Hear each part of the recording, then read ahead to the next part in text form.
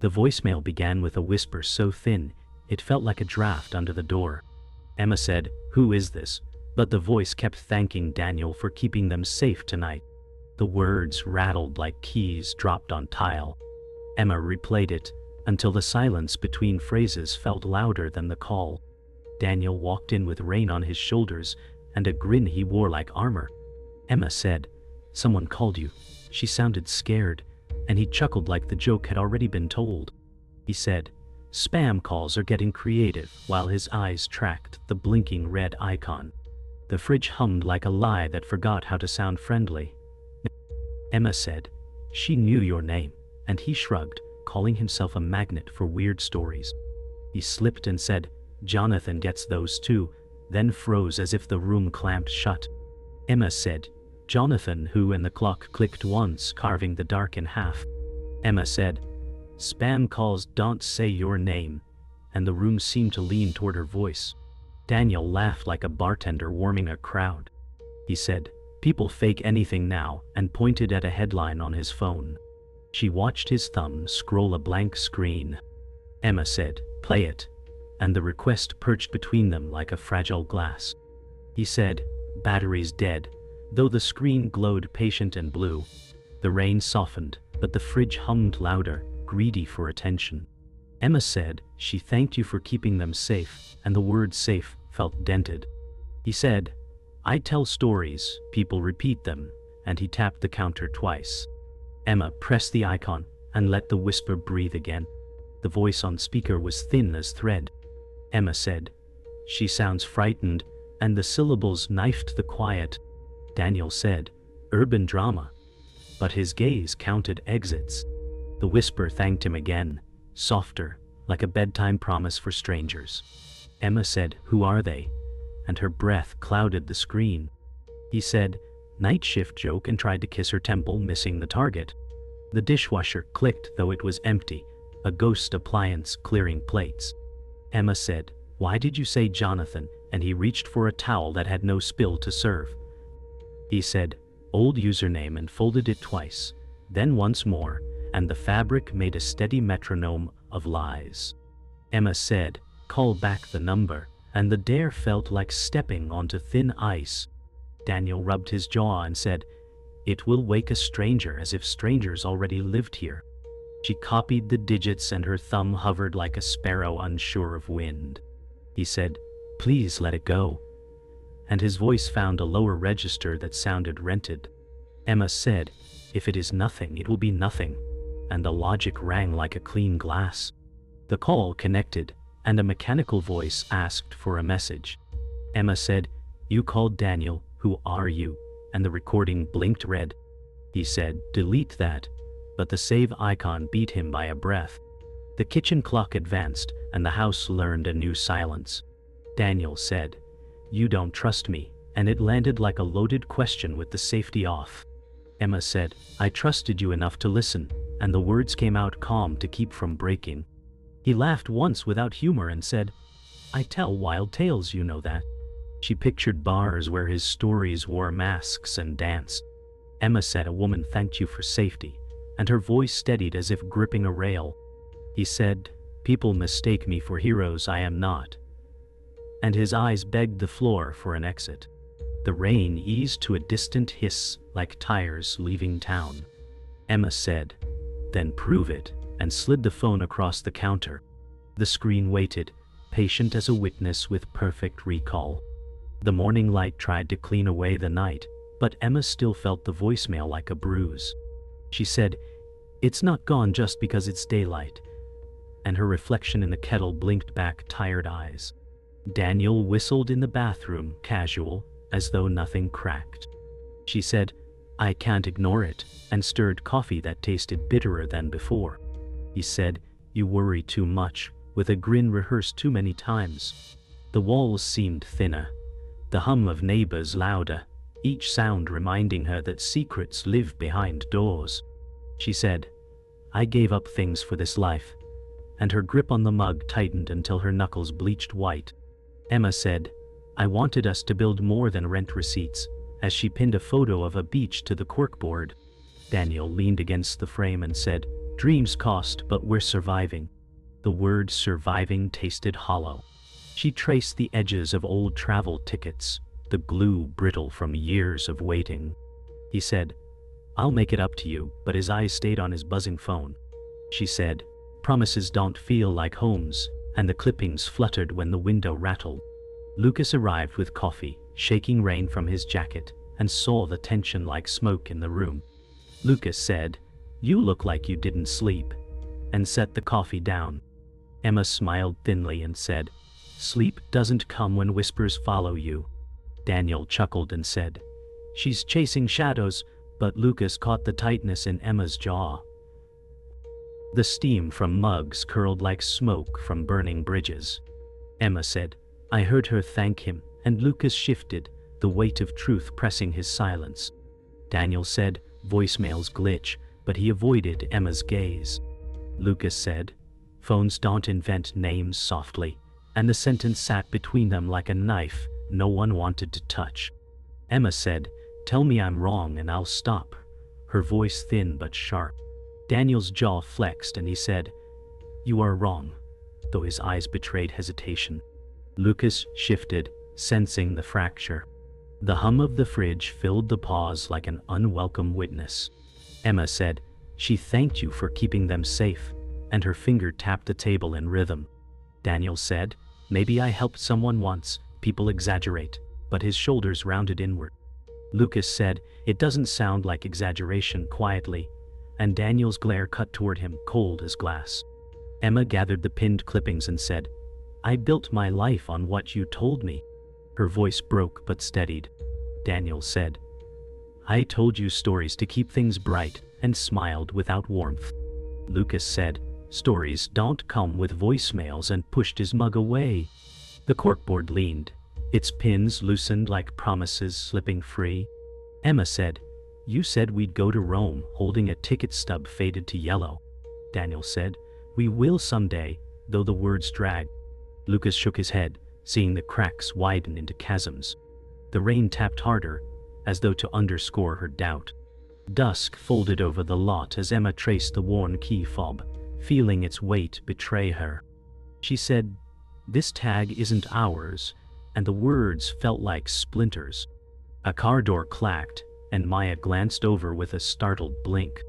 Maya said, you dropped something, and held up a matching brass tag.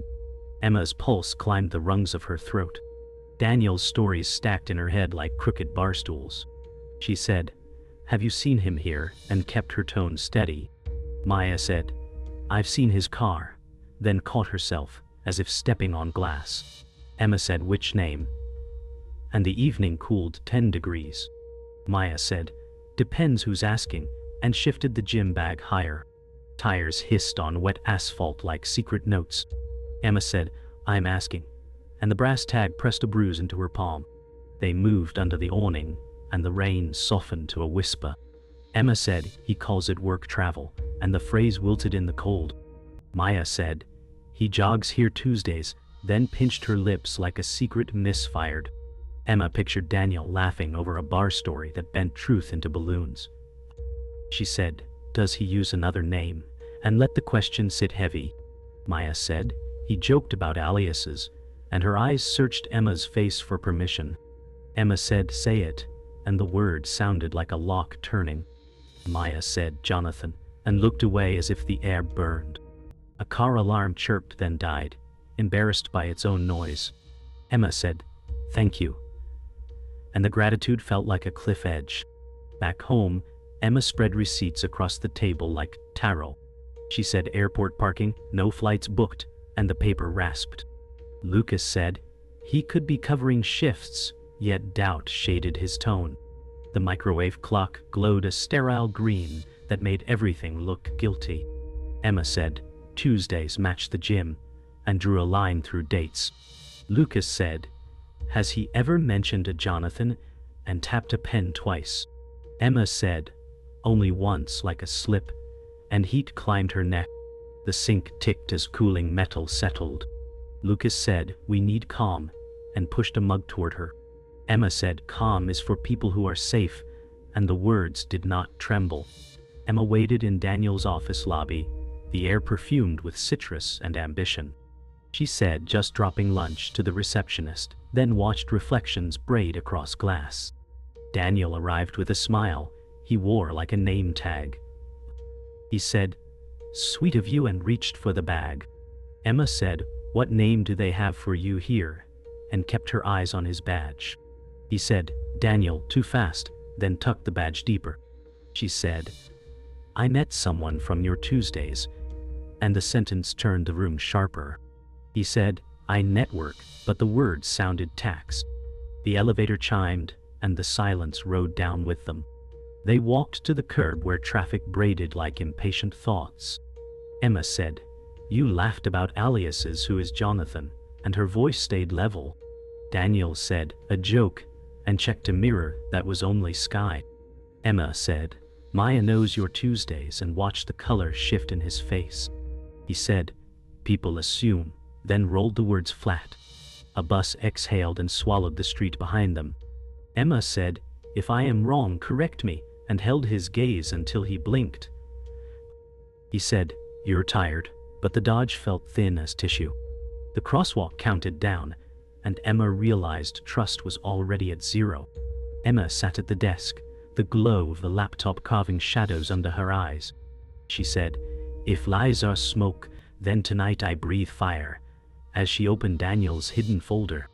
Receipts, transfers, and scanned IDs stacked like bricks of another life. She whispered, "Jonathan Hale," tasting the name like poison. The screen showed a lease for an apartment she never stepped inside. Hi. Daniel's photo was on the ID, but the name wasn't his. Emma said, "How many versions of you exist?" and her pulse thundered in her ears. The cursor blinked on Harper Quinn's signature, mocking in its permanence. Emma pressed print, and the machine spat truths in paper form. She said, "No more stories," and gathered evidence with trembling hands. Daniel entered, shoulders loose but eyes scanning fast. Emma said, "Who is Jonathan?" and the question hit like glass shattering. He laughed, but too sharply, saying, "Old nickname, nothing more." Emma lifted the lease and said, "Nicknames don't sign contracts." His smile cracked, tension slipping through the mask. Daniel said, "You shouldn't dig," his voice gravel now. Emma replied, "I already found what you buried." The printer clicked again, feeding him silence he couldn't control. He said, "It's complicated," as though words could untangle a double life. Emma said, "It's betrayal," and the room narrowed around his shoulders. The storm outside slapped the windows, echoing the storm inside. Emma said, "Harper Quinn. Who is she?" her grip white-knuckled. Daniel's eyes darted, lips parting with no words ready. He said, "She's part of work," but the lie limped on arrival. Emma threw down the bank statement, the transfers circling Harper's name. She said, "Work doesn't take rent money," and the words cracked. Daniel said, "You don't understand," his voice rising to cover his shrinking ground. Emma said, "Then make me," but he only clenched his fists. The thunder rolled, sealing his silence tighter than truth. Emma pushed past him, clutching the folder of evidence. She said, "I will find her," and the promise felt like iron. Daniel grabbed her wrist, saying, "Don't," his voice cracking under weight. Emma snapped free and said, "You had your chance to tell me." His chest rose and fell like a boxer before collapse. He said, "It wasn't supposed to cross over," eyes darting like prey. Emma said, "You lived two lives, now they collide," and thunder punctuated the sentence. Daniel lowered his voice, pleading, "Please stop," but she was already out the door, folder pressed like a shield. Rain slicked the pavement as Emma stood outside a narrow apartment complex. She said, "Harper Quinn," reading the nameplate like a challenge. Her heart slammed, but her steps held steady. Daniel's voice echoed in memory. "It wasn't supposed to cross over." She whispered, "It already has," and pressed the buzzer. A voice answered, tired but sharp, "Who is it?" Emma said, "Someone who deserves the truth," her words cut clean. The lock clicked and the door buzzed open. Lightning split the sky, as if the world itself demanded the reveal. Emma stepped inside, ready to face the shadow Daniel kept hidden. The hallway smelled of damp carpet and old paint as Emma climbed the narrow stairs. She said, "Every step is closer to the truth," her grip on the folder tightening. A door opened above, and Harper stood framed in dim light, her face both wary and weary. Harper said, "Who are you?" Voice low but steady. Emma said, "I'm the woman who thought she knew Daniel," and the silence after her words weighed heavy. Harper's eyes flickered recognition, then hurt, then anger. She said, "You mean Jonathan," and the name splintered the stairwell air. Emma said, yes, her throat dry as dust. The storm outside pressed against the windows like a warning. Inside Harper's apartment, the air carried the smell of incense and rain. Emma set the folder on the table and said, "These belong to him, or to you." Harper flipped through papers with sharp fingers. She said, "These belong to both of us," her voice trembling but strong. Emma said, "I lived my life on his lies," her hands clenched into fists. Harper said, "I built mine on them too," and tears rimmed her eyes without falling. The silence became a mirror of shared ruin. Emma said, "We were never rivals, just victims," and Harper nodded slowly. She said, "Then maybe together we end it," and the pact sealed itself in the air. The door slammed open, and Daniel stood drenched, eyes wild, as if the storm had followed him inside. He said, "What are you doing here?" his voice cracking like lightning. Emma rose slowly, folder in hand. She said, "We are comparing truths," her tone sharp as glass. Harper stood between them and said, "Jonathan, it's over," and the name struck him harder than thunder. He said, "You don't understand," but his voice faltered. Emma said, "We understand perfectly," and the air tightened. Daniel's mask fractured, charm bleeding into fury. The walls seemed to lean as all lies collided at once. Daniel's voice rose, breaking into shards. He said, "I built walls to protect us," and pounded his chest. Emma said, "You built cages," and her eyes burned. Harper said, "You wanted 2 lives, but gave us half of one each." He shouted, "I loved you both," his words trembling like a confession dragged from bone. Emma said, "Love without truth is poison," and her voice cut sharp. Harper stepped closer, her fists tight, and said, "We are not your secrets anymore." Daniel's face twisted between rage and despair as the thunder cracked in sync with his silence. The air cracked with silence, sharper than shouting. Daniel's hands trembled as he whispered, "I never wanted this storm." Emma said, "You caused it," her voice like iron. Harper stepped back and said, "We choose what remains after it passes." Daniel dropped into a chair, his head in his hands, the mask finally gone. Emma said, "You don't get to control the story anymore," and slid the folder across the table.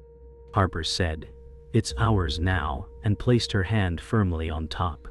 Lightning burned through the window, and the 3 of them stood inside its white truth, knowing nothing could be the same again. Morning arrived like a verdict stamped in heavy ink. Emma said, "We start with the bank," and folded the folder's edge until it bit. Lucas said, "I'm driving," and held the door as if bracing a flood. The city wore last night's storm in dull puddles that remembered lightning. Emma said, "No more versions, only receipts," and her breath evened. Daniel's text blinked a pleading blue she refused to open. Lucas said, "Paper first, feelings after." And the advice steadied her.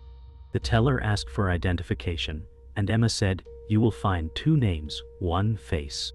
The clerk's eyebrows climbed, then settled into process. Emma said, "Freeze every joint account," and the word freeze cooled her ribs. Lucas said, "You're doing it," and the trembling in her hands softened. She signed 3 times and felt each loop tighten a door. Emma said, "I'm choosing my life," and the room unlocked around her. The locksmith's van idled at the curb, coughing steam like a tired bull. Emma said, "Change them all," and offered the ring that once felt like safety. Lucas said, "Keep one for evidence," and bagged Daniel's copy in a zip pouch. The hallway smelled of cut metal and lemon cleaner. Emma said, "He said it was protection," and the lie rang thin now. The locksmith said, "Deadbolt, reinforced strike with the calm of someone who fixes thresholds." Emma said, "Do it," and the drill chewed through old trust. Lucas said, "You do not owe him access," and the words landed like anchors. The new lock clicked, a small thunder in daylight. Emma said, "This is my perimeter," and touched the new brass as if reading Braille. The van door thudded. The world felt measurable again. At the courthouse counter, everything smelled like paper and endurance.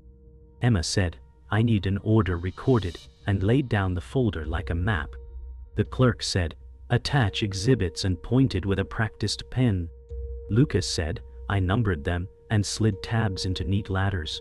Emma said, "He told stories until they felt true," and the sentence tasted like steel. The clerk stamped forms that echoed in the marble ribs.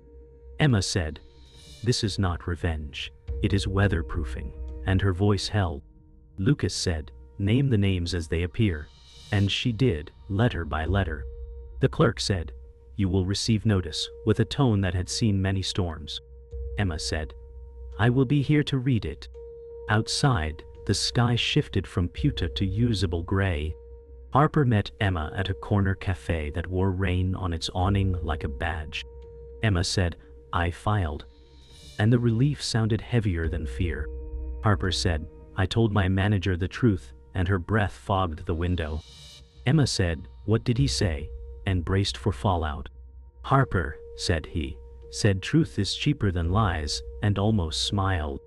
Steam rose from cups like brief ghosts, granted exit. Emma said, "We are not each other's damage," and the sentence set their shoulders right. Harper said, "We were collateral to a performance," and pushed her cup aside.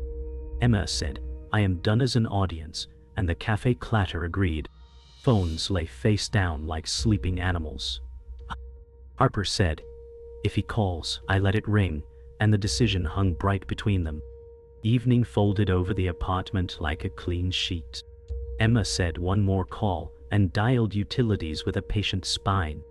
She changed passwords and answered security questions that finally belonged to her. Lucas said, "I'll audit subscriptions," and opened a spreadsheet like a lantern.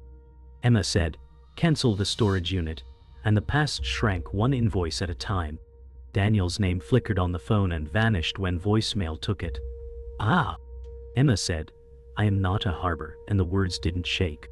She gathered the last box of his things, labeling it with a date instead of a memory.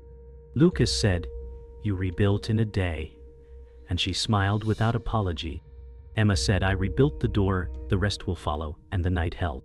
The bedroom glowed with the faintest dawn, thin light brushing against walls like hesitant fingers.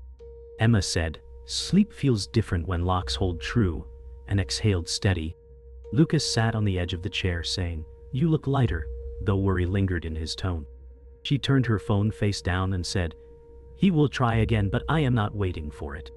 Outside, the city yawned awake. A bus groaned along the street. Lucas said, "If he shows, you call," and placed a set of new keys in her palm.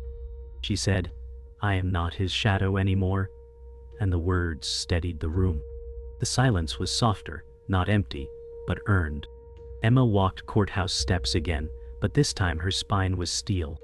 She said the paper stands where words fell, and held the stamped file. A gust of wind lifted her hair, cool and sharp. Daniel waited at the bottom, his suit crumpled, eyes hollow. He said, "Emma, listen," but the sound fell flat in the open air. She said, "The law listens now," and stepped past him. His hand twitched but never lifted, as though touching her was no longer an option. A sparrow cut across the sky, sharp wings in morning light. Emma said, "You do not own me anymore," and her shoes struck marble like hammers. At the cafe corner where they once met, Harper sat with 2 cups, waiting. Emma arrived, shoulders squared, folder gone. Harper said, "Did it end?" and her eyes searched for cracks. Emma said, "It ended the way storms end, by leaving ruins and clear air." Harper slid 1 cup across and said, "Then we rebuild," her tone not hopeful but certain. Emma said, "Not together but not against each other," and both women nodded. The traffic sighed. Umbrellas closed as rain paused. Harper said, "I will tell my story in my own name," and the words tasted like freedom. Emma said, "So will I," and for the first time, silence felt like peace. Evening draped itself over the apartment, not heavy but calm. Emma stacked Daniel's last box by the door. She said, "This belongs to the past," and taped the lid shut. Lucas said, "Want me to drop it?" but she shook her head. She said, "I need to close the door myself." The walls didn't echo anymore. They absorbed her voice gently. A candle flickered on the table, flame steady. Lucas said, "You're stronger than the storm wanted you to be," and she smiled without breaking. She said, "The storm never asked me permission," and pressed her palm to the box one last time. The phone buzzed once more on the nightstand, Daniel's name still attached like a rusted chain. Emma opened it, reading a single line. "Another joke for you. Guess I was two men all along." She said, "Not a joke, a confession," and pressed forward. She forwarded the message to Harper, thumb steady. The read receipt appeared, then silence stretched, sharper than steel.